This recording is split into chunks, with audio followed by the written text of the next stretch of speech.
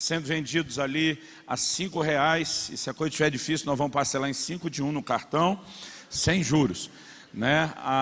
Os demais títulos, a grande maioria deles, se não tiver a 5, estão sendo vendidos a R$10. Nós temos ali um material muito interessante, que me abençoou e nós publicamos, é o livro Por Trás da Língua, um falatório sobre a língua, a fala e afins. Pastor Raulison Rangel, meu amigo, escreveu com muita graça, falando de como Deus o corrigiu em algumas áreas. Né? Quando eu falo de muita graça, além da graça de Deus, ele conseguiu deixar o assunto divertido também. Né? E ele compartilha como Deus o corrigiu em algumas áreas, ele consegue fazer isso de uma maneira que enquanto a gente lê sobre a correção de Deus na vida dele, a carapuça nos serve, nos abençoa. Né? Agora, cuidado se você resolver dar esse livro de presente, porque pode ser mal interpretado e a pessoa pode achar que você está chamando ela de linguaruda.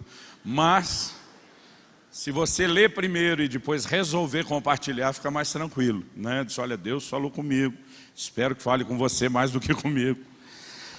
Nós temos ali também um clássico que todo ano na Conferência do Espírito Santo a gente recomenda, que é o livro O Falar em Línguas, a linguagem sobrenatural de oração. Esse é um entendimento revolucionário. Né? Se compreendemos que é uma linguagem de oração para ser usada diariamente, com regularidade, com disciplina, nós vamos entrar numa nova dimensão de vida no Espírito. Enfim, tem muita coisa boa lá, mas falando, né, no tema aí, que é a Conferência do Espírito Santo, tem 2 títulos que eu não posso deixar de recomendar. Um deles é o livro Marcados pelo Espírito, em busca de uma vida tomada pelo Espírito de Deus. Esse livro é do pastor Falei Labati, um dos pastores da minha equipe. Ele cuida não só da moçada lá na nossa igreja, mas do treinamento. E Deus lhe deu muita graça. Esse material eu fiz só o prefácio, mas eu tenho certeza que também é uma boa recomendação. E um dos autores que eu mais gosto de ler, que mais abençoam a minha vida, é o John Bevere. E nós temos esse ano disponibilizando só um dos títulos dele, O Espírito Santo, uma introdução. Para aqueles que nos assistem aí pela internet ou Rede Super, existe sempre uma reclamação, por que tem livro barato na Lagoinha e no site não.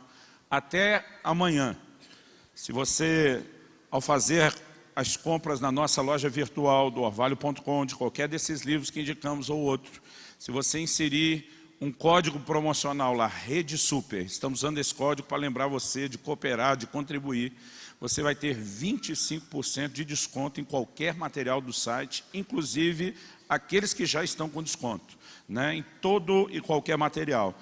Então, a gente não consegue fazer a mesma coisa que aqui, mas vai ser uma forma de tentar honrar e abençoar vocês. Amém. Abra, por favor, a sua Bíblia, no livro de Isaías, livro do profeta Isaías, no capítulo 40, e nós vamos ler dos versículos 28 até o 31. Isaías 40, 28 a 31.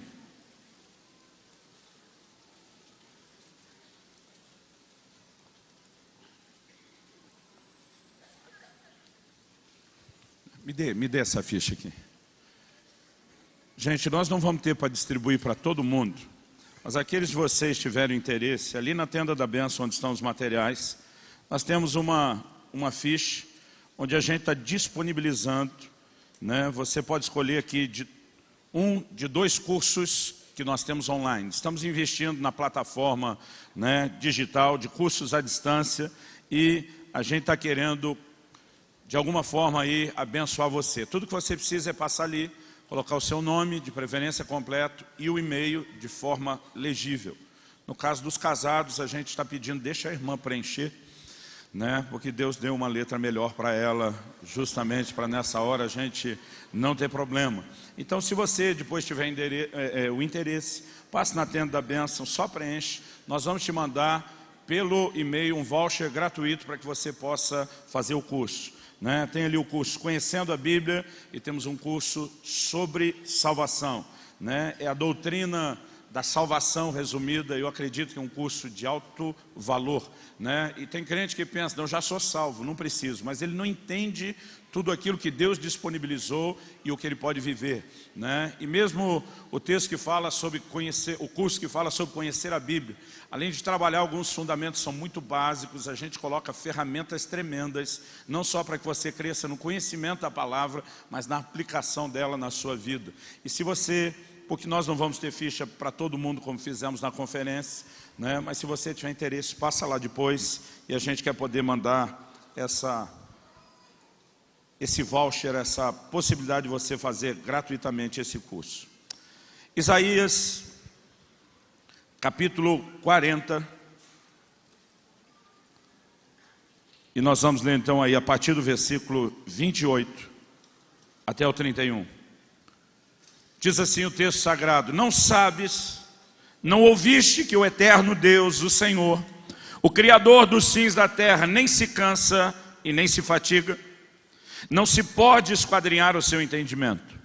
Faz forte ao cansado e multiplica as forças ao que não tem nenhum vigor.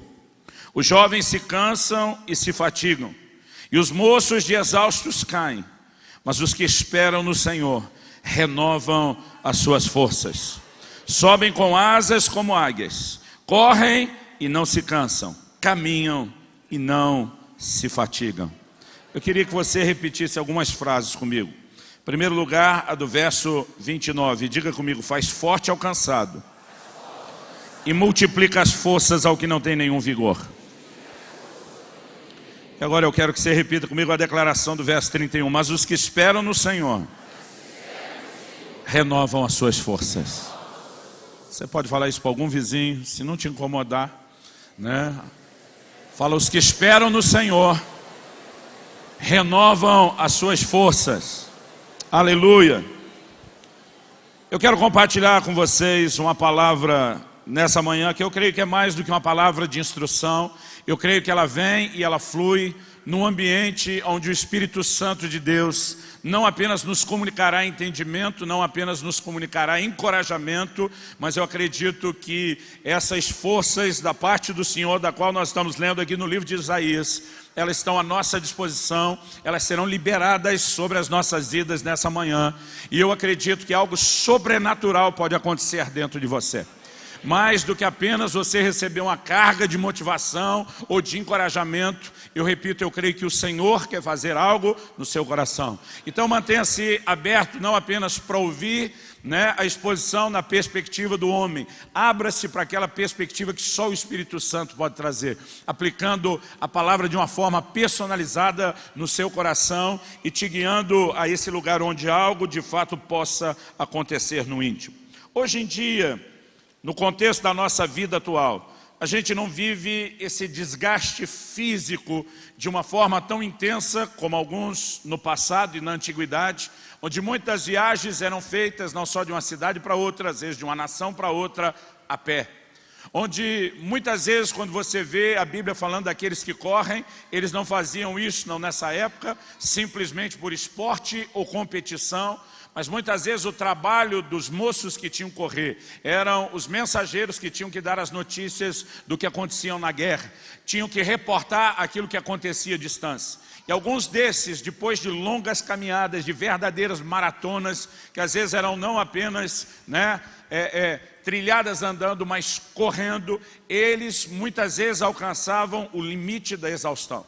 Eu poucas vezes na minha vida eu cheguei ao que eu posso chamar aqui do limite da exaustão. Uma vez na praia, entrei no mar para tentar salvar um camarada que estava se afogando, até que desse tempo da turma chamar os bombeiros.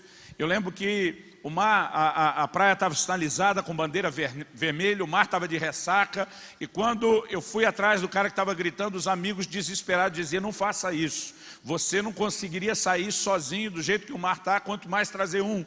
E eu lembro que eu falei para eles: então chama o bombeiro para tirar nós dois, que eu vou segurar o cara até a turma entrar. Aquele desespero, aquela coisa sem pensar. Irmão, quem disse que eu consigo trazer esse cara de volta? Eu consegui segurá-lo, né? Depois eu acho que Deus me deu um insight, uma percepção, e eu consegui lidar melhor com a situação, trazê-lo até mais ou menos a metade do caminho. Então os bombeiros entraram e tiveram que tirar nós dois. Quando me tiraram da água, eu não conseguia ficar em pé, eu não conseguia andar. Eu caí na areia, eu tinha dificuldade de respirar. Eu cheguei ao limite da exaustão. Eu não conseguia falar, eu não conseguia mexer, eu não conseguia me levantar. Eu usei tudo que eu tinha dentro de mim e mais um pouco. Esse talvez tenha sido o episódio onde eu possa descrever que em toda a minha vida eu vivi o maior desgaste, onde eu vivi o maior nível de cansaço. Mas nós temos hoje um estilo diferente que normalmente não mexe tanto com o cansaço físico, a ponto de às vezes a gente não conseguir entender talvez a profundidade desse exemplo. Mas como eu não quero falar sobre cansaço físico, como eu quero trazer uma outra aplicação, e esse é o primeiro ponto ao introduzir essa palavra que Deus tem colocado no meu coração, que eu quero trabalhar com você, como eu quero falar a respeito do cansaço interior. E esse, talvez a gente, embora no cansaço físico não chegue perto do que os povos antigos tinham, no cansaço interior talvez a gente esteja ganhando. Talvez a gente tenha descoberto uma forma de ir mais longe do que aquilo que eles já conseguiram ir. Eu quero te mostrar a perspectiva da palavra de Deus sobre essa questão do cansaço interior também. No mesmo livro de Isaías, no capítulo 35. Isaías, capítulo 35. A palavra de Deus nos diz,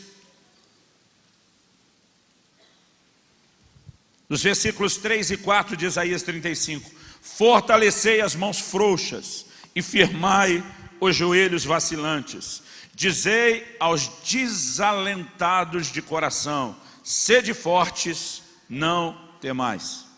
Quando a Bíblia fala de mãos frouxas ou descaídas, como é falado no livro de Hebreus, de joelhos vacilantes, está falando daquele momento onde a pessoa já não tem mais força, nem para se sustentar, nem para sustentar peso algum.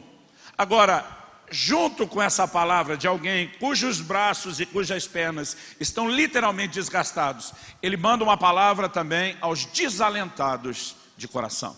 Porque muitas vezes o problema do nosso cansaço, do nosso desgaste, não está no corpo, não está na estrutura física, ele está do lado de dentro. O próprio Senhor Jesus faz a declaração lá no Evangelho de Mateus, que eu e você conhecemos muito bem. Ele diz, vinde a mim, todos vós que estáis cansados, sobrecarregados, e eu vos aliviarei. E ali quando ele está falando de cansaço, ele não está dizendo que você que está fisicamente cansado. Ele diz, encontrareis descanso para a vossa alma. Então ele está falando de um cansaço interior. Ele está falando de algo dentro de nós, que precisa ser mudado e que precisa ser revertido. O profeta Jeremias também foi usado da parte de Deus para falar a respeito disso. Em Jeremias, no capítulo 31, e no versículo 25, o Senhor diz assim, porque eu satisfiz a alma cansada e saciei a toda a alma desfalecida. Eu satisfiz a alma cansada, declaração do próprio Deus, e saciei a toda a alma desfalecida. Então o Senhor está dizendo que Ele é especialista nisso. O Deus de quem Isaías diz que não se cansa, não se fatiga, que embora Ele não conheça o cansaço, Ele conhece muito bem a nossa experiência do cansaço, não só o físico, mas principalmente o interior. E esse Deus tem uma provisão para trazer refrigério para mim e para você. Esse Deus tem uma provisão para trazer refrigério para as nossas vidas. Há muitas formas, querido, de nós percebemos se o cansaço está se instalando dentro de nós ou não. Ele tem a ver com muitas coisas. Por exemplo, a Bíblia diz no livro de Provérbios que a esperança adiada entristece o coração. Às vezes quando eu e você estamos esperando tanto que algo aconteça, que algo se defina, que algo mude nas nossas vidas, e o tempo vai passando e isso não acontece, um desânimo e uma tristeza começa a se instalar dentro de nós. Eu descobri na Bíblia que nós cansamos às vezes até de fazer o bem. Porque o apóstolo Paulo diz lá em Gálatas, no capítulo 6, no verso 9, e não nos cansemos de fazer o bem, porque a seu tempo ceifaremos, se não houvermos desfalecido. Ou seja, fazer o bem cansa. Nem sempre a gente percebe, mas fazer o bem cansa. E há momentos onde você olha para a cara de algumas criaturas, para quem você já fez o bem, e você diz, tenho mesmo que continuar fazendo isso, tenho mesmo que continuar perdoando, tenho mesmo que continuar virando a outra face, tenho que continuar estendendo a mão, tenho que continuar fazendo essas mesmas coisas. Se fazer o bem não cansasse, Deus não teria dado uma ordem específica, uma ordem tão clara a respeito disso. Mas muitas vezes, o cansaço, ele não se originou apenas do ato de fazer o bem, mas há um pacote de coisas que está nos levando ali, a esse lugar, mas ele se evidencia na hora de tentar praticar o bem. Talvez um outro termômetro que eu e você possamos ter, esteja ligado à questão da oração. Lá no Salmo 69, se você for rápido de endereço pode abrir, senão só tome nota. No Salmo 69, 3, nós lemos, estou cansado de clamar, secou-se-me a garganta, os meus olhos desfalecem de tanto esperar por meu Deus. Provavelmente um dos maiores termômetros onde a gente possa medir a nossa condição esteja ligado à vida de oração. Porque lá em Lucas no capítulo 18, no versículo 1, a Bíblia diz que Jesus contou uma parábola sobre o dever de orar sempre e nunca desfalecer. Uma outra versão diz, nunca esmorecer. A gente poderia dizer, orar sempre e nunca desanimar. Agora, para Jesus ensinar uma parábola sobre o dever, ele não fala sobre a importância apenas, mas sobre a responsabilidade que eu e você temos de seguir orando, é porque ele sabia que haveria momentos onde nós teríamos a inclinação a desfalecer. Há um tipo de cansaço, querido, que é pior do que o cansaço físico. O cansaço físico, uma boa noite de sono, às vezes, alguns dias de repouso, você está recuperado. O cansaço interior, você não trata ele com a noite de sono e nem necessariamente só com alguns dias de repouso. Nós precisamos de algo sobrenatural. E eu quero tentar mostrar para você que esse Deus, que renova as nossas forças, que dá força ao cansado, que multiplica as forças do que não tem nenhum vigor, Ele vai fazer isso nos tocando pelo poder da sua presença. O lugar que eu e você temos para onde correr e buscar forças e buscar essa intervenção é nada mais, nada menos do que a presença de Deus. E nós precisamos entender que há dois níveis distintos de experiência com essa presença. E eu quero que você consiga enxergar e compreender essas duas coisas. Eu gosto de dizer que a primeira delas é quando o Senhor vem ao nosso encontro. É quando Ele vem em nosso socorro. Em segunda carta de Paulo a Timóteo, no capítulo 4, nos versículos 16 e 17, o apóstolo Paulo fala algo tremendo, poderoso, encorajador. 2 Timóteo 4, 16 e 17, ele diz, na minha primeira defesa, ninguém foi a meu favor. Outra versão diz, ninguém esteve ao meu lado, antes todos me abandonaram. Que isso não lhe seja posto em conta, mas o Senhor me assistiu e me revestiu de forças, para que por meu intermédio a pregação fosse plenamente cumprida e todos os gentios a ouvissem, e fui libertado da boca do leão. Algo tremendo que nós ouvimos o apóstolo Paulo declarando, mesmo quando ninguém se dispôs a estar do seu lado, mesmo quando ninguém se posicionou para fortalecê-lo, para dizer, estamos juntos, para dizer, cara, nós vamos segurar a onda aqui do seu lado da forma que for. Ele está dizendo, mesmo quando não havia mais incentivo no nível humano, mesmo quando não havia encorajamento emocional, ele diz, o Senhor esteve ao meu lado e me fortaleceu. Quando a Bíblia diz que o Senhor dá força ao cansado, nós precisamos acreditar, querido, Ele não apenas está revelando a sua intenção, Ele está se comprometendo comigo e com você, de nos socorrer nos momentos de cansaço. E nós podemos acreditar na provisão, da manifestação dessa sua presença, uma presença que traz força sobrenatural. Nós podemos viver esse nível de intervenção, nós podemos experimentar a manifestação da presença de Deus nos tocando de uma forma distinta. Eu me lembro de uma experiência que eu tive no início do meu ministério pastoral. Foi logo no meu primeiro ano pastoreando. Eu me lembro de um dia que eu estava assim muito cansado, desgastado com uma série de coisas que estavam acontecendo. Eu acordei uma manhã e pensa num cara que acordou desanimado, fui eu aquele dia. Aliás, eu acredito que isso aconteça com todo mundo. Tem dia que a gente acorda e o mundo parece branco e preto em vez de colorido. A gente acorda e parece que a gente não é crente. E parece que Deus também não está de bom humor aquele dia, nem com vontade de nos atender. Mas graças a Deus, nenhum de nós precisa ser guiado por sentimentos. Apesar que a gente tem que aprender a lidar com essa armadilha. Porque o homem tem essa inclinação. Outro dia eu estava pregando sobre Elias, comecei a falar, pensa num cara bipolar, era o tal do Elias.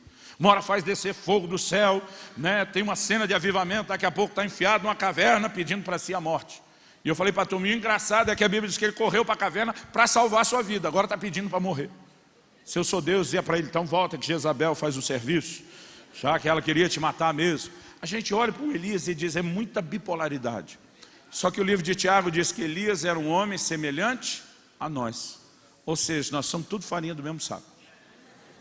Essas inclinações aos altos e baixos são parte da estrutura do homem e do ser humano.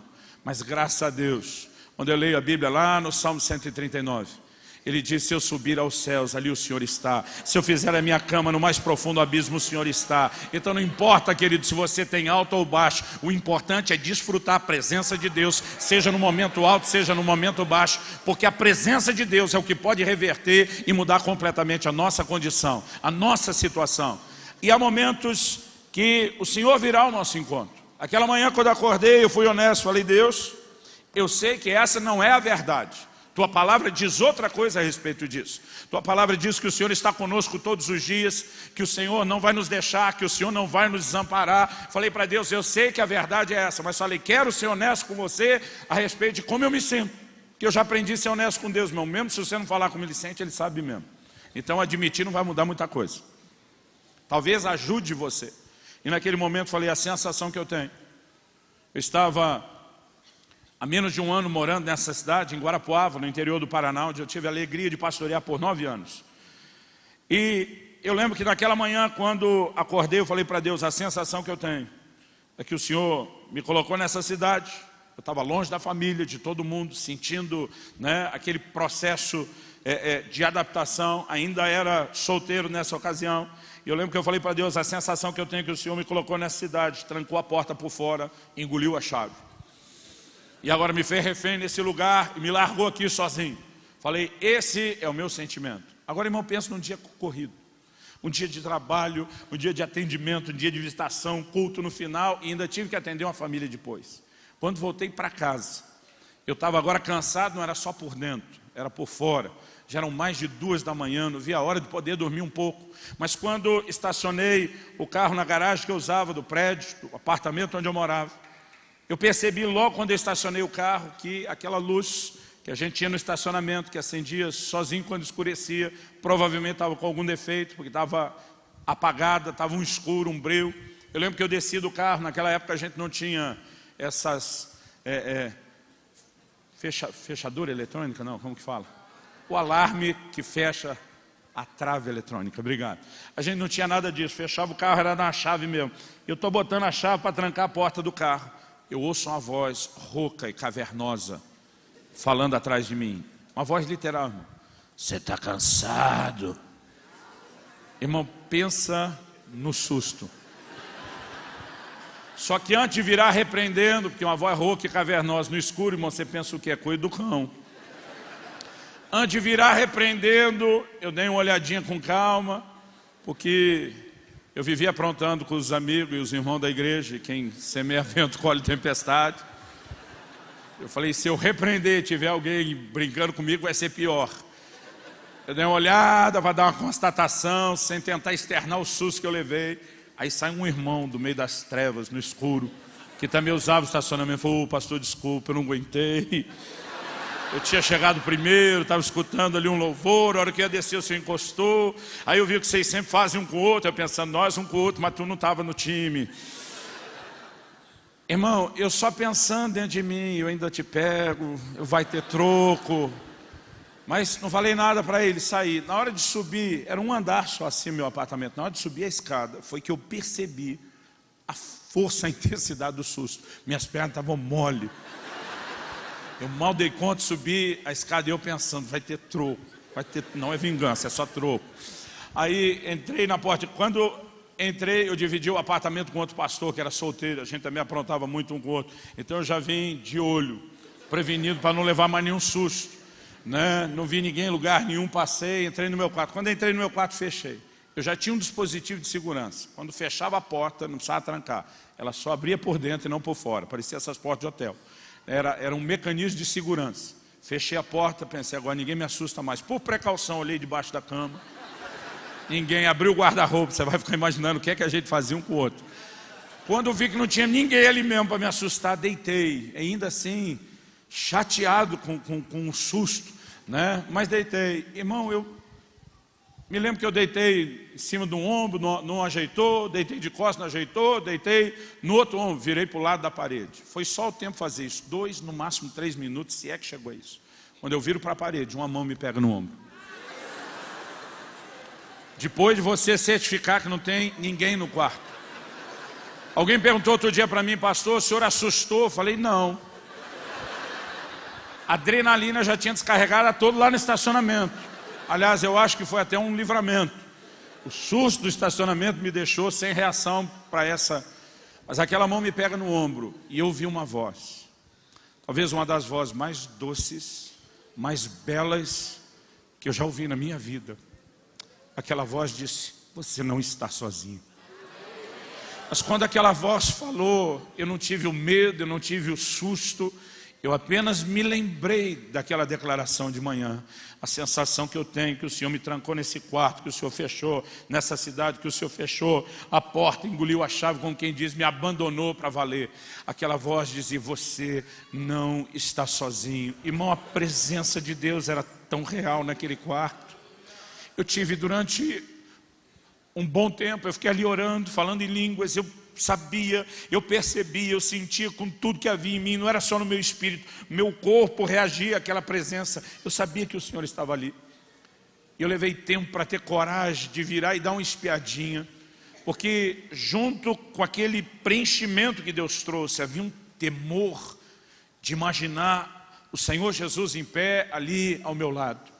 Eu demorei para ter coragem de uma espiadinha, não via nada, mas aquela presença estava ali. Eu fui tão impactado por aquilo, eu fui tão ministrado, mas pensa em algo que mudou, não foi apenas o desânimo do momento, foi a perspectiva do relacionamento com Deus. No dia seguinte fui para a igreja, nós tínhamos uma reunião de treinamento de líderes, e eu lembro que quando me assentei na cadeira, uma pessoa veio para sentar do meu lado e falou, tem alguém sentado aqui? Eu falei, tem sim. E a pessoa sentou do outro lado, ela ficava a reunião inteira me olhando como quem diz, cadê a pessoa? Eu não vou te explicar. Né? É lógico que não precisaria daquela cadeira, mas a reação foi assim mais forte do que eu. Aonde eu caminhava, onde eu andava, eu tinha aquela consciência daquela presença ao meu lado. Deixa eu te dizer, querido, há uma provisão de Deus para que eu e você possamos experimentar o socorro que emana dele, da presença dele, daquele que diz que ele dá força ao cansado, multiplica as forças ao que não tem nenhum vigor. E nós precisamos acreditar nisso. Agora, há momentos, querido, onde o Senhor vem a nós, mas há momentos onde nós temos que ir a Deus. Nem sempre o socorro e o fortalecimento acontecerá somente num momento como esse, onde você realmente abriu o coração, desabafou e Deus diz, agora é comigo, eu venho com tudo. Eu tenho muitas experiências dessas para contar, mas eu quero te dizer, na maioria das vezes onde Ele me socorreu e me fortaleceu, não foi desse jeito, não foi Ele que veio ao meu encontro.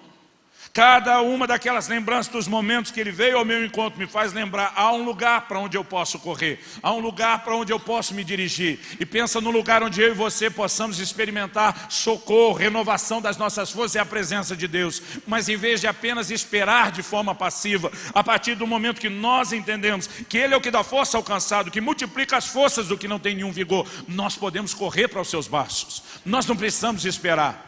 A palavra de Deus diz lá em 1 Samuel, no capítulo 30, que Davi sai com seus homens para a batalha. Os filisteus acabam dizendo, é melhor você não ir conosco, guerrear contra Saul. O dispensam, seus homens estão revoltados com tudo aquilo que aconteceu, mas eles descobrem que aquilo acabou sendo uma provisão de Deus.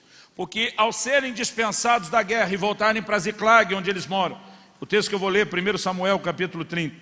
Ao voltarem para Ziclag, a Bíblia diz que eles descobriram que os amalequitas haviam dado com ímpeto contra a cidade. Haviam levado cativos todas as suas mulheres, seus filhos que haviam ficado para trás. Haviam destruído a cidade. A cidade havia sido toda queimada. E quando eles chegam, eles têm um estado de desolação.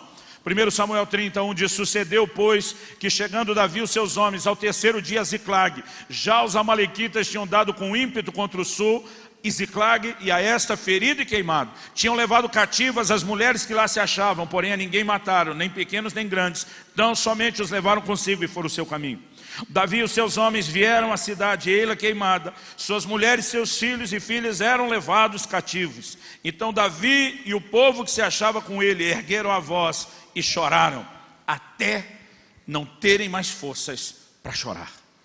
Irmão, uma coisa é alguém parar de chorar porque foi consolado. A outra é parar de chorar porque não tem mais força de seguir chorando. A Bíblia diz que eles choraram até não terem mais forças para chorar.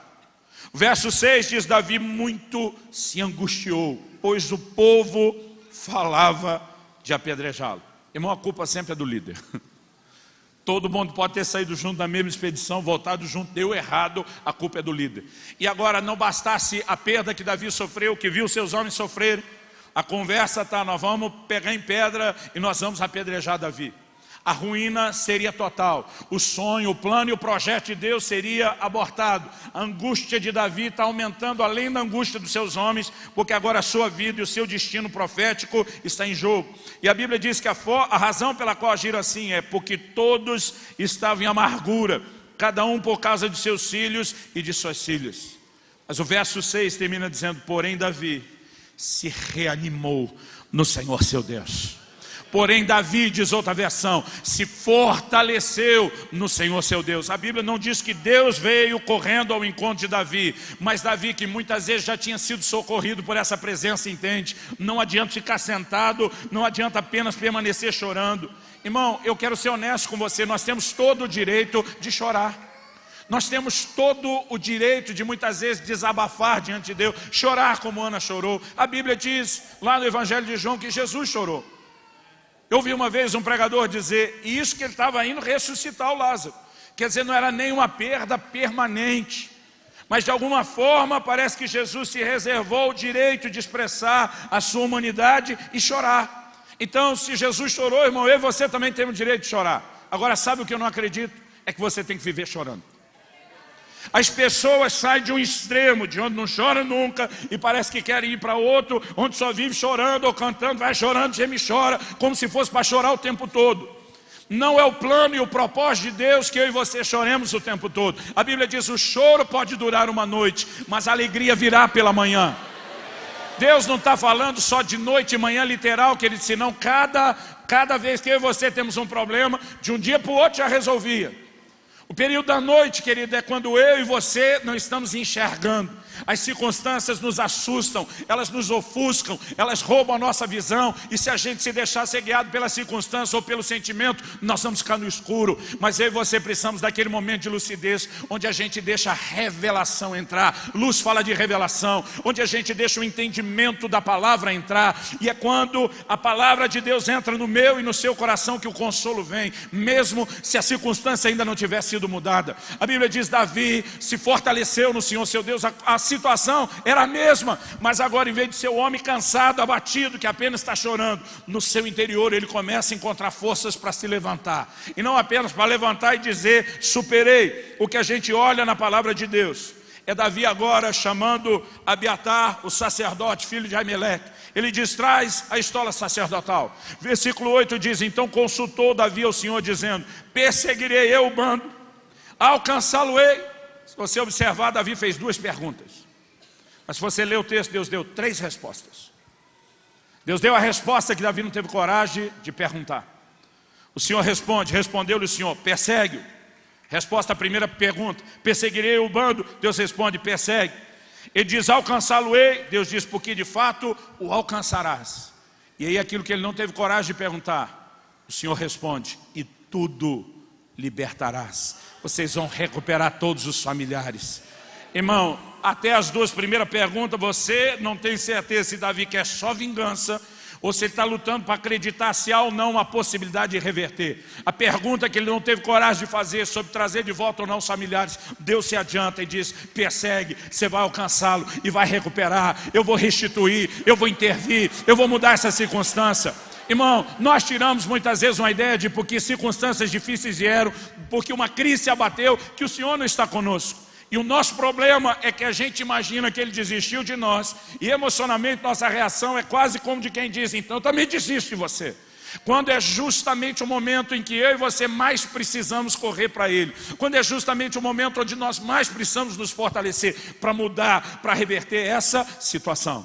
Agora, nem sempre, querido, Ele correrá atrás de nós. A experiência que eu contei para você naquele quarto foi maravilhosa. Mas eu queria poder dizer para você que o tempo todo foi assim que Deus me socorreu. Não. Num dos momentos mais difíceis que eu passei na minha vida, foi no momento que meu filho Israel nasceu. Na hora do parto houve uma complicação terrível. Mas assim, um negócio assustador. Eu ajudei a socorrer minha esposa. Ela chegou, né, no hospital com muita hemorragia. Ela teve um descolamento total de placenta, não foi apenas um parcial.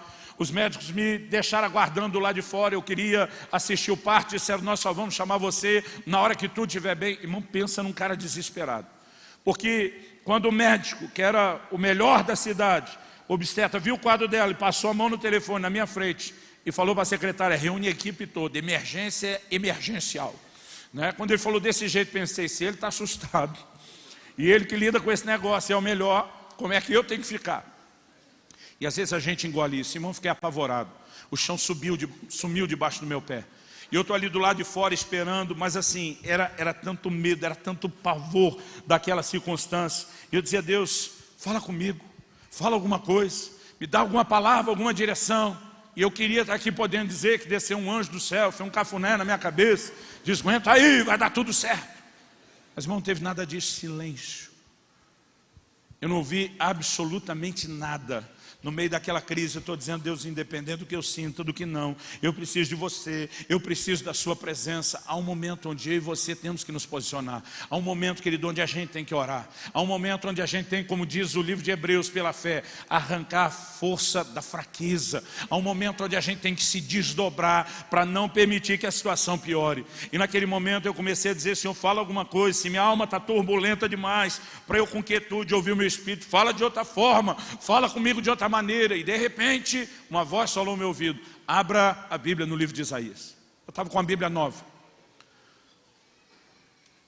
Quando nasci, o primeiro presente que ganhei foi uma Bíblia. Diferente de muito brasileiro que dá uma bola para o seu filho, que diz que é o país do futebol, meu pai me deu uma Bíblia. E eu decidi manter a tradição do clã, né? Continuar isso. E o primeiro presente que queria dar para o meu filho, eu fiz isso com meus 2 filhos. Na hora que nasceram, o primeiro presente que fui entregar foi uma Bíblia. Eu estava com aquela Bíblia esperando para entregar de presente. E naquele momento eu abri a Bíblia sem nem procurar onde. Quando eu abri, caiu exatamente no livro de Isaías. Eu particularmente, irmão, não sou nenhum encorajador do que eu chamo a santa loteria. É o crente abrir a Bíblia, botar o dedo e ver o que Deus está falando. Há momentos que Deus pode usar isso, com certeza. Eu vi isso quando criança. Me lembro de uma ocasião que meu pai estava negociando um carro e o comprador, que se dizia ser cristão, está lá para ajudar. Meu pai estava com a suspeita que ele estava tentando se aproveitar muito do momento dele. O cara dizia: não, seu carro não vale tudo isso por causa disso, disso, disso. Ele falou: me dá só um instante. E ele saiu, eu estava perto, ele apontou o dedo para mim, me chamou: velho, deixou o homem no portão e entrou. Pegou uma Bíblia e colocou na minha mão. Falou: abre. Falei: aonde? Só abre. Aonde abrir, abriu. Eu achei aquele negócio estranho e abri a Bíblia. Ele diz: agora põe um dedo num versículo. Qual? Aonde o seu dedo for, eu. Irmão, a hora que eu coloquei o dedo, caiu num texto de Provérbios. Diz assim: nada vale, diz o comprador. Mas depois sai e vai se gabando. Meu pai fechou a Bíblia e diz: não vou vender o carro para você. Irmão, fala para mim da Bíblia inteira qual era a chance de achar o versículo do nada vale, diz o comprador. Eu não tenho dúvida que naquela hora Deus respondeu, atendeu. Agora, querido, eu diria o seguinte: nós precisamos amadurecer. Isso é uma forma infantil de buscar direção. Durante um tempo eu disse: vou te socorrer, mas nós precisamos amadurecer e ir além disso. Mas naquele momento, quando aquela voz falou: abra a sua Bíblia, até relutei. Quando abri, olhei, que estava no livro de Isaías, me surpreendi. E quando eu olhei, o texto que tinha caído, o texto aonde eu abri, ele diz o seguinte, está lá em Isaías 26, no versículo 17, como a mulher grávida, quando se lhe aproxima a hora de dar à luz, se contorce e dá gritos nas suas dores, assim fomos nós na sua presença, ó Senhor. Quando eu li o texto, falei, tem a ver. Minha mulher está para ganhar o filho, chegou numa situação ruim, entrou em trabalho de parto, depois de ter chegado, pensei, talvez tenha a ver. Mas aí eu li o versículo 18, que diz, concebemos nós e nos contorcemos em dores de parto. Mas o que demos à luz foi vento, não trouxemos à terra livramento algum e não nasceram moradores no mundo. Irmão, quando eu li esse texto, eu levei um susto. Eu falei para Deus, peraí, o Senhor mandou eu ler a Bíblia, só para dizer que essa gravidez vai dar em nada. Eu fechei a Bíblia, falei, para isso eu não preciso de palavra nenhuma, os médicos estão desesperados, tudo está dizendo que meu filho vai perecer ali dentro. E eu meio que indignado, por que o Senhor me manda ler o texto de uma coisa tão óbvia, onde eu não preciso de nenhuma intervenção?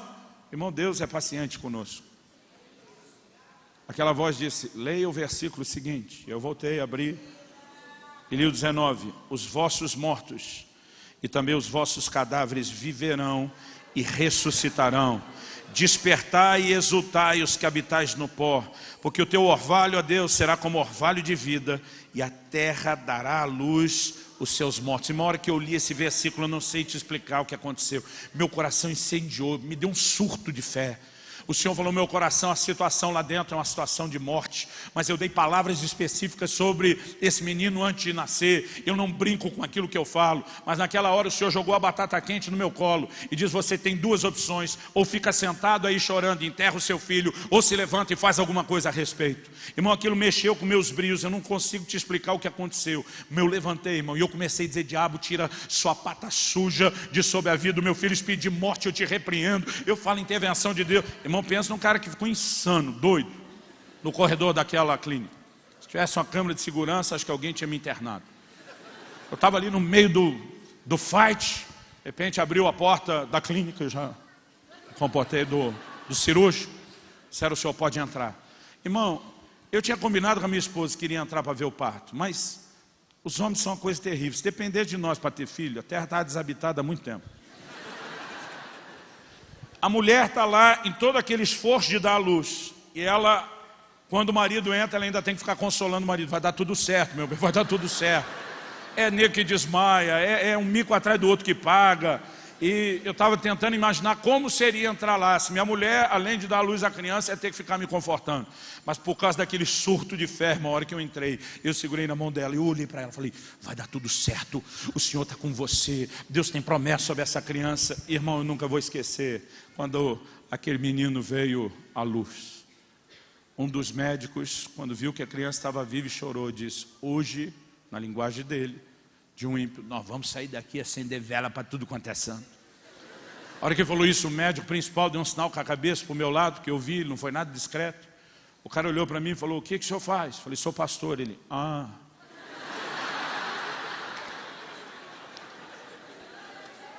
Eu tinha pedido para a enfermeira que nos atendeu, ela era da nossa igreja, e eu falei para ela, na hora que você levar a criança para os primeiros cuidados, eu quero estar junto. Não é só para filmar. Ela falou, quer filmar? Eu falei, não é só filmar. Eu quero pegar essa criança, levantar Deus, consagrá-lo desde o início. Não quero esperar chegar o culto lá na igreja. Só que na hora que ela foi saindo com a criança, ela falou, você vem. Eu olhei minha mulher aberta da mesa, falei, agora não.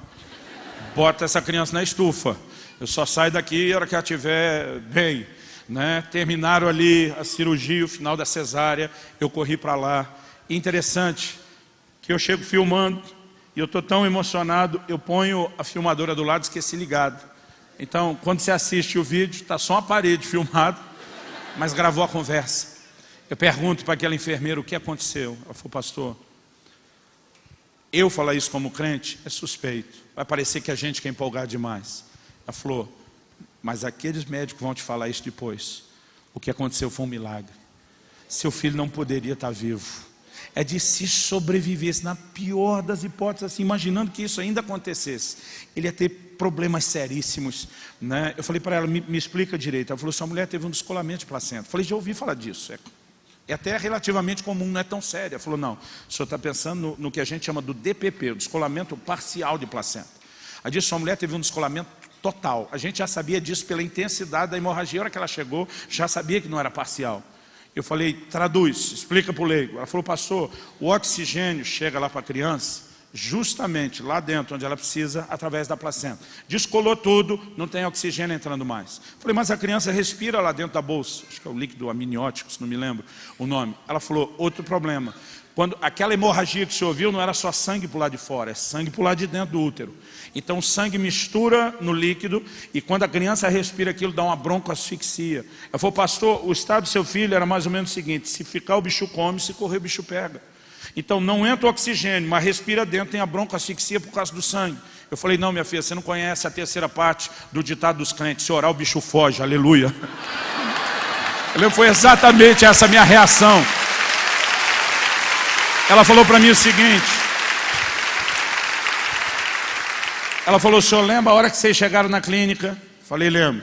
Ela disse, o senhor está lembrado dos minutos atrás, a hora que seu filho nasceu, quanto tempo levou? Eu falei, deu perto de 1 hora. Ela falou, perto de 1 hora? Não, são 1h15, nós temos tudo nos nossos registros. Ela diz, ninguém vai conseguir te explicar o que seu filho respirou durante 1h15. Ela já chegou com o descolamento total de placenta, nós não conseguimos explicar o que foi isso. Ela diz, Deus fez algo, mas ela falou, eu falar uma coisa, vamos esperar o doutor. Né? E ele depois falou, olha, não tem explicação, vocês devem rezar muito, foi o jeito dele falar. E disse, menino, é um milagre. Toda vez que ele via ou queria saber do Israel, por muitos anos, ele dizia, como é que está o milagrinho? Né? Quando o Israel estava com mais de 2 anos e meio, antes dos 3, eu ainda estava recebendo gente na igreja que me procurava pedir oração.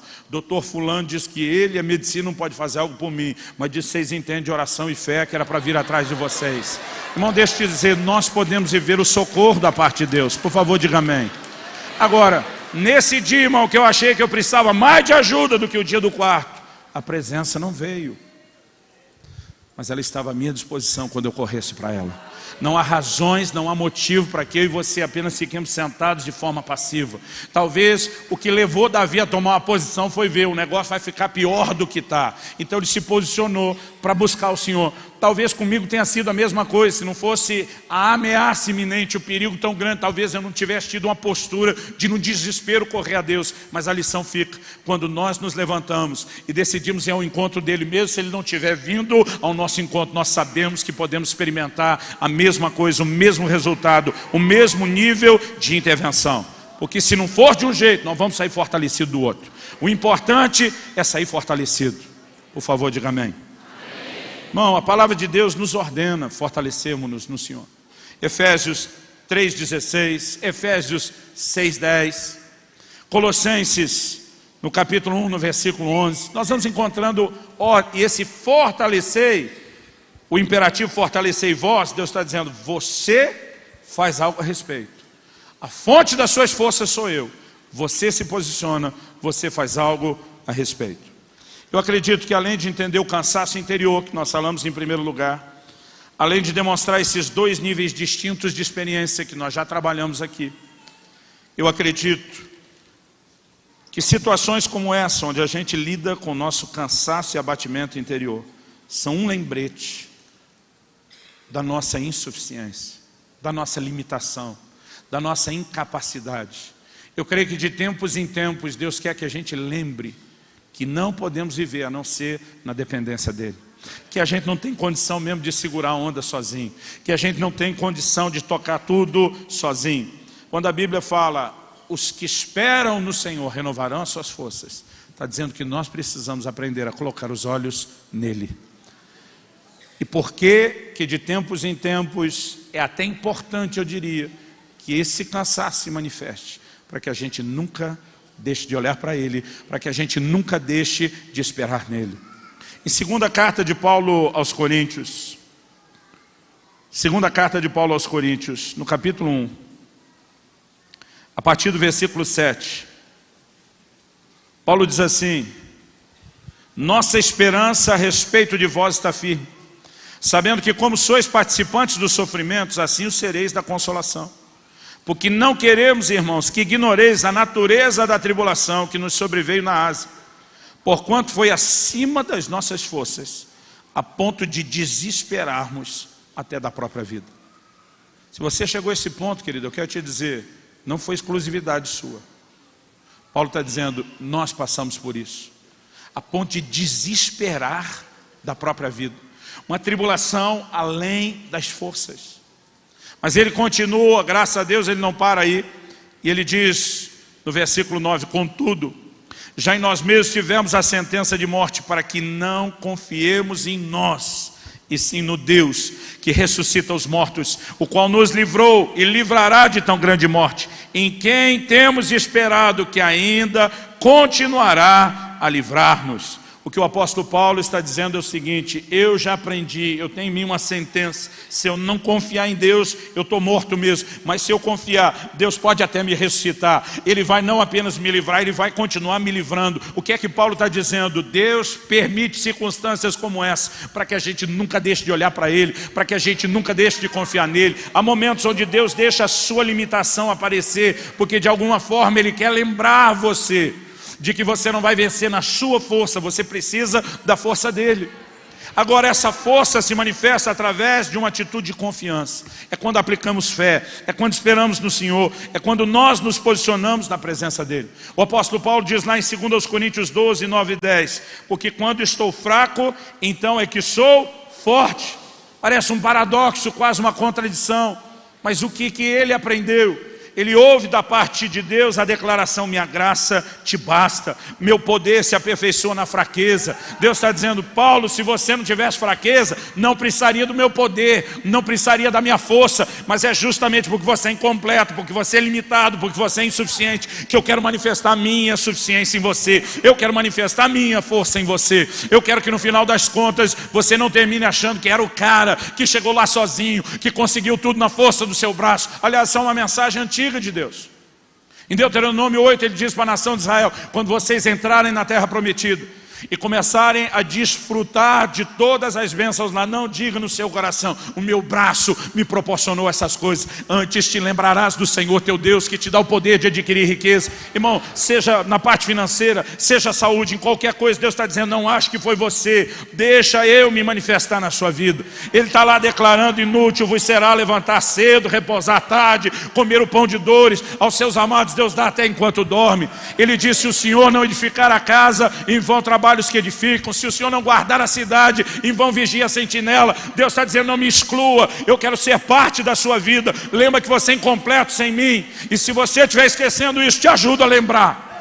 Mas quando o lembrete vem, querido, é hora de levantarmos os olhos, é hora de olharmos para Ele, é hora de voltarmos a acreditar que há um Deus que vai trazer forças que nós não temos. Quando Hebreus 11:34 diz, da fraqueza tiraram força, não quer dizer que você foi lá na fraqueza.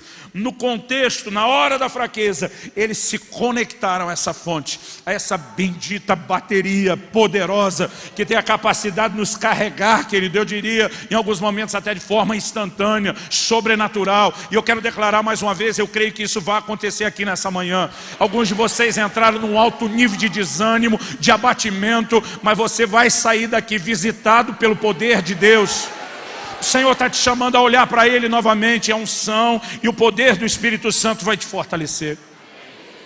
Irmãos, há momentos onde só a teoria não adianta. Dá uma olhadinha rápida comigo no livro de Jó, já estou terminando. Jó capítulo 4. Jó capítulo 4, versículo... Nós vamos ler do 3 ao 5. Os amigos de Jó falando com ele. Eis que tens ensinado a muitos e tens fortalecido mãos fracas. Pensa num cara que socorria os outros, era Jó. Verso 4. As tuas palavras tens sustentado aos que tropeçavam, e os joelhos vacilantes tens fortificado. Mas olha o que ele diz no verso 5. Mas agora, em chegando a tua vez, tu te enfadas, e sendo tu atingido, te perturbas. Eu vou ler esse versículo da NVI. Mas agora que se vem dificuldade, você desanima. Quando você é atingido, fica prostrado. Irmão, há momentos que tudo aquilo que você usou para encorajar os outros, para fortalecer a mão dos outros, para levantar o outro, para aconselhar, tudo aquilo que você usou, não é falta da informação, não é falta de saber, mas tem hora que você está com tudo isso e diz, parece não estar funcionando comigo. Há momentos onde eu e você, mesmo sejamos gente de Deus, de quem o próprio Deus fala bem, como falou de Jó, nós vamos descobrir uma limitação. Parece que aquilo que nós transbordamos na vida do outro, parece que aquilo que nós usamos para levantar o outro agora já não está funcionando em nosso favor. Porque na verdade o que eu e você precisamos, querido, é mais do que uma mera informação, é mais do que só o conhecimento. Quando você está transmitindo isso para o outro, não é só conhecimento, há uma graça de Deus, há uma ação do Espírito Santo, e quando chega a sua vez, você também não precisa só de conhecimento, você precisa de um toque. Na verdade, você precisa de um sopro. O livro de Isaías diz: subirão com asas como águias. E eu acho isso extraordinário, porque a Bíblia está falando de não cansar, querido. E qual é o lance da águia? Nós não temos a águia no contexto aqui, né, dos animais, das aves do Brasil. Mas vamos dar um exemplo parecido que esse todo mundo conhece. Olha um urubu no céu. Raramente você vai ver aquele bicho fazendo força para bater os braços e voar no esforço do bater das suas asas. Normalmente você vê ele com as asas abertas. E a razão pela qual você os vê em círculo é porque eles pegam as correntes de vento. E com as correntes de vento eles vão subindo sem esforço. É o vento que está levantando eles. Me ouça com atenção. O vento de Deus vai soprar debaixo das suas asas hoje. O que nós precisamos, querido, não é do esforço de bater as asas. Há momentos onde você está dizendo: Deus, eu não aguento mais. Parece que não vai dar nem para terminar esse voo, eu vou despencar. E na verdade o que você tem que entender é Deus dizendo: para de fazer força. Agora é a minha vez. Subirão com asas como águias. Correrão e não se cansarão. Irmão, se cansou antes, como é que não vai cansar agora? Cansou antes porque estava correndo na sua força. Mas Deus diz: não vai cansar agora porque vai correr na minha. Lá no livro de Joel, no capítulo 3, no versículo 10, Deus diz: digo fraco, eu sou forte. Um dia eu vi um pregador de fé usando esse texto. E de você que está dizendo que é fraco, não pode ficar falando que é fraco. Deus mandou dizer que você é forte, você não é fraco coisa nenhuma. Eu estou ouvindo ele e falei: aonde ele quer nos levar é correto, é louvável. Mas irmão, essa aplicação não está certa. Porque o próprio Deus chamou o cara de fraco. Deus diz: diga o fraco. Deus olhou e disse: é fraco, fraquinho, fracote, dá dó de você. Deus não estava dizendo que o fraco não era fraco. Deus falou: muda o seu discurso. Por quê? Se você olhar o versículo 9, Deus está dizendo: proclamai guerra santa, suscitai os valentes. Deus está dizendo: está na hora de levantar gente para o meu exército. A palavra valentes ali são soldados, são os guerreiros. Deus diz: fazei espadas e lanças das vossas relhas de arado e das vossas podadeiras. Uma batalha de improviso, ninguém estava esperando. Deus está dizendo: eu preciso de soldados, vocês improvisam a arma com as ferramentas de trabalho. E Deus diz: e agora muda o discurso. Quando Deus está dizendo: digo fraco, eu sou forte, Ele está dizendo: porque eu estou te chamando para lutar a minha batalha. Você não vai guerrear na sua força, você vai guerrear com as minhas forças. Então você sozinho continua sendo fraco, mas você comigo é força de sobra. É a manifestação da minha presença, é a inclusão da sua vida dentro do meu propósito que vai fazer a diferença. Sabe, não tem nada a ver com a nossa força. Mas os que esperam no Senhor renovam as suas forças, sobem com asas como águias, correm e não se cansam, caminham e não se fatigam. Eu sinto algo tão forte da parte de Deus no meu coração. É a manifestação do amor de Deus, da compreensão de Deus. Que o difícil que você está cansado por dentro é aquela sensação de que as pessoas estão olhando e você diz: ninguém entende o que eu estou passando. E até quando você tenta explicar, às vezes para as pessoas mais próximas, parece que você não consegue externar. Se a pessoa está fisicamente cansada, que mal caminha de pé, joelho trôpego, mão caída, a gente reconhece, a gente vê uns caras em fim de maratona e vão correr ajudar. Mas as pessoas não conseguem enxergar a gente do lado de dentro. E a sensação é de que, além de estar ruim, a gente não é entendido, a gente parece que não vai conseguir o suporte devido lá de fora. Deus quer trazer no seu coração hoje o entendimento de que Ele não só compreende você, mas de que Ele vai levantar você. Há uma manifestação do amor de Deus nessa manhã. Eu sinto Deus procurando mexer na dor do coração de tanta gente aqui. Você que nos assiste, está nos acompanhando à distância, Deus pode fazer algo sobrenatural em seu favor agora também. Eu quero que você fique em pé para parecer que está acabando. Nós já vamos encerrar. Eu só quero te ajudar a concluir aqui a nossa ideia. A gente falou de um cansaço interior, falou de como a presença de Deus é a nossa única possibilidade de reverter o cansaço, de duas formas, ou a gente indo a Ele ou Ele indo a gente. Falamos da importância da fraqueza como um lembrete da insuficiência que nos faça nos expor a Ele. Mas a chave, querido, é permitir que a ação dele nos toque. Em primeiro lugar, eu e você temos que permanecer crendo em Deus a despeito das circunstâncias. Nós temos que aprender a dizer: eu sei que o meu Redentor vive e Ele há de se levantar sobre a terra. Além de permanecer firme, crendo, nós precisamos entender ferramentas poderosas que se aliam à nossa fé nessa hora, como oração, adoração. A Bíblia fala que Paulo e Silas estão na cadeia, foram presos, o negócio está funcionando tudo errado, parece que o tiro saiu pela culatra. A Bíblia diz lá pela meia-noite, Paulo e Silas oravam e cantavam louvores a Deus. Não há motivos para que eu e você paremos de adorar. Outro dia alguém chegou para mim e falou: pastor, é muito difícil esse negócio lá da Bíblia, onde Deus falou que por tudo a gente tem que dar graça. Eu falei: na minha Bíblia não está escrito por tudo. Na minha Bíblia está escrito em tudo. Ele falou: qual a diferença? Eu falei: a diferença é que você não precisa agradecer pelo problema.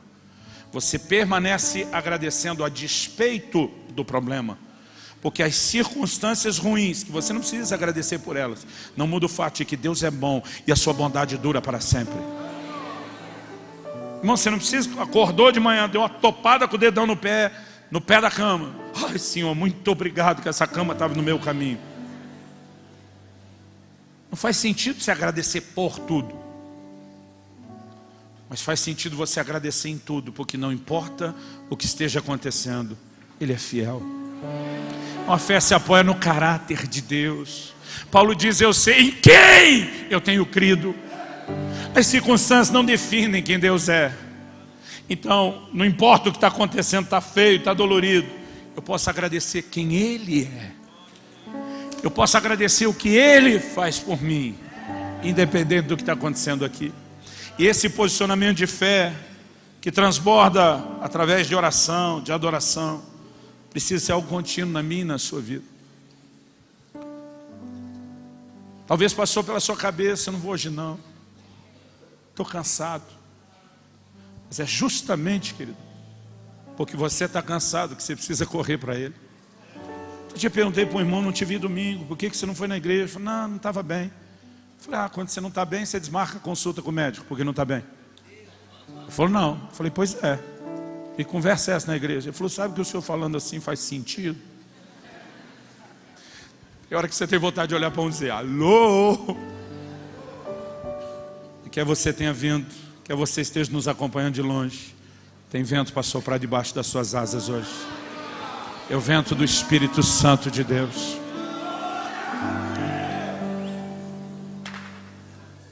No Salmo 31, 24, a Bíblia diz: sede fortes, revigore-se o vosso coração, vós todos os que esperais no Senhor.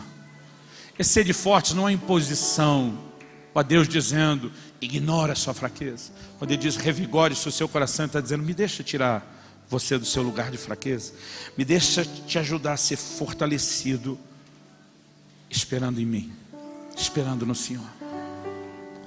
Há momentos onde, além do seu posicionamento de fé, oração e adoração, Deus pode trazer pessoas, como há momentos onde Deus pode te levar na vida de outros. E eu quero terminar antes de orar, só fazendo esse lembrete, porque há alguns momentos que nós esperamos apenas que essa presença venha de forma sobrenatural, espetacular, e às vezes ela pode ser de uma forma muito simples, carregada através de cada um de nós. E segundo aos Coríntios, no capítulo 7, no versículo 5, Paulo diz, porque chegando nós à Macedônia, nenhum alívio tivemos. Pelo contrário, em tudo fomos atribulados. Lutas por fora, temores por dentro. Irmão, às vezes pior do que o pau quebrando do lado de fora, das circunstâncias do lado de fora, é o como a gente reage do lado de dentro. E diz, lutas por fora, temores por dentro. Não tivemos alívio nenhum. Pelo contrário, o que é o contrário? Versículo 6, porém Deus, que conforta os abatidos, nos consolou com a chegada de Tito. Ou seja, nem sempre esse Deus consola os abatidos e diz, eu venho em pessoa te tocar. Às vezes o Senhor diz, eu mandei alguém. E se você olhar nas costas dele, tem a hashtag escrito, me representa. Deus está dizendo, é meu enviado. Deus tanto pode colocar pessoas em momentos específicos para te tocarem com consolo, como há momentos onde Ele quer te usar para tocar a vida de outros com consolo. Outro dia alguém me disse, pastor, eu tenho um amigo passando algo difícil, mas eu não fui visitá-lo porque eu não sei o que dizer. Eu falei, irmão, não diga nada. Todo mundo fala mal dos amigos de Jó. Eles erraram, irmão, mas erraram na boa intenção, tentando explicar o que não entendia. Mas a Bíblia diz que quando chegaram, os caras ficaram 7 dias sentados no chão, sem abrir a boca. Quem não queria ter amigos, que na hora difícil, sente ao seu lado, por 7 dias, sem abrir a boca. Serão melhores amigos ainda se continuasse de boca fechada. Mas irmão, não vamos desmerecer 7 dias sentado, sem falar nada. Mas mesmo que não haja uma declaração verbal, a pessoa está dizendo, eu estou aqui. Se não tem o que fazer, nós vamos chorar junto, nós vamos crer junto. Talvez Deus não te trouxe aqui essa manhã apenas para te fortalecer, mas para fazer com que você saia desse culto com uma missão. Eu vou atrás de alguém, e eu vou fortalecer a vida de alguém. Eu vou levar esse consolo da parte de Deus. Coloca a sua vida diante do Senhor.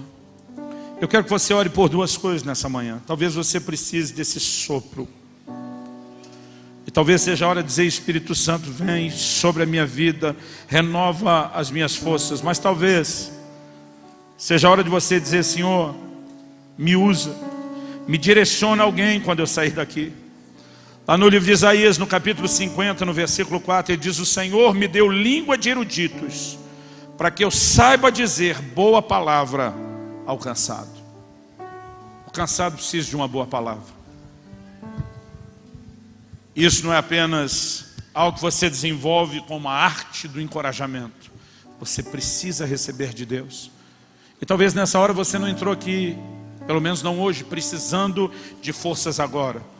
Mas você entende, talvez Deus já até colocou no seu coração a lembrança de alguém, que você precisa ir acreditando, Deus me dará uma boa palavra a esse cansado. Espírito Santo, vem sobre nós.